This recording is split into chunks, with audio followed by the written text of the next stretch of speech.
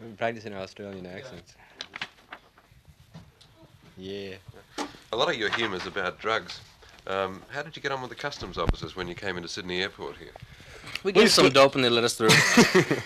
No, we slipped them a big smile. Yeah. And we don't carry anything with us, you know. We're not going to blow $1 million career over a few ounces of hash or something, you know. So we leave all the drugs behind. Yeah. And pick it up when we get here. What's the message behind your humour? The message is that we made it big doing nothing anybody else can. Well, where do you draw the line with drugs? Like I say, tobacco, neither one of us smoke, right? No smoke. Because it'll give you cancer, bad breath. No drink. And we don't drink too much. Once a little wine with the fish, you know, and that's it. That's it. What about hard drugs? What's your attitude to Oh, that? and hard drugs, definitely. Hard drugs, no good. No good. Ooh. Cocaine will shrink your pocketbook, and your nose. And heroin will make you scratch your eye a lot. Yeah, heroin is strictly, you know, if you need to be operated on or something. But hard drugs, you know, it puts you out of contact with people. You know, the kind of drugs we go in for are the kind that put you in contact with people, such as. How long do you think drugs are going to be funny, a source of humour? How long do you think the double standard's going to go on? Not too long, I hope. No, not too long. Not too long. I mean, once they legalize it, then we can have our own television show and, and Right. you Yeah, know, comic exactly. books and everything else, you know. But Until until then, lunch pails. yeah, until then, we're just going to struggle along at our, you know, place that we're doing now. Well, what sort of people do you think you appeal to now? Is it sort of young people? Or do you think it's sort of more respectable? Well, right, a slice right through the middle. Yeah, middle of the road dopers. Middle of the road dopers, yeah. It's hard for us to really say that, you know, to know, because we don't come in contact that much with, you know, people that. When we did a concert in Vancouver, we had a few grandmothers come up and get our autographs, which was really weird. Especially if you see our show, you know why, because our show isn't, you know, oriented toward grandmothers. But they were sitting X-rated. ringside. They were sitting ringside looking up at us, and it kind of threw us for a minute. But they like our show. Yeah. And then little kids love us, and, you know, everybody, I don't know.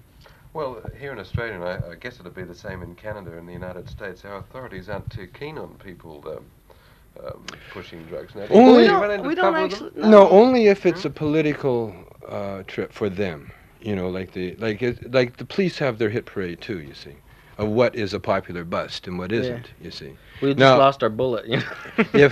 if drugs, say a few years ago, they were a popular bust. So, you know, marijuana will give you a hunchback, and they're going to catch these pushers selling it to kids. Well, then all of a sudden they went out and attacked all these so-called heavy marijuana users. But now there's so many people using it, it's sort of, you know, lost its meaning. Yeah. And so It's kind of like prohibition. so they you go know? after the pushers, and then they do things like decriminalize.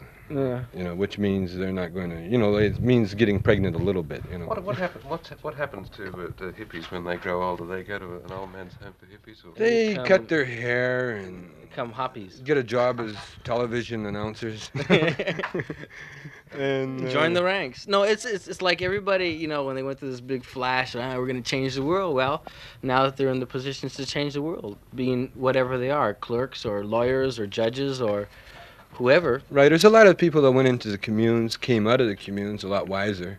They Yeah. found out that it was no fun, and a lot of people stayed. You know, the farmers stayed, and the city people got out. And like myself, I'm an old hippie, and I have a 14-year-old daughter now that she's doing her thing. You know. well, looking ahead to the turn of the century, you know, a lot of humour is based on prejudice. Yeah. What's going to be funny in the year 2000? If we knew that, our name would be Jeannie Dixon or somebody, or some, you know, fortune teller. Who knows? Who knows? They probably I'm won't like robots or something in that. Yeah, they'll probably be prejudiced against computers. Yeah. Yeah, they're probably, oh, there's a dirty computer over there. You know. Have you ever been busted yourselves? Not for drugs. No. Just for, I got busted once for assault. The guy asked me about drugs and I punched him. See you later.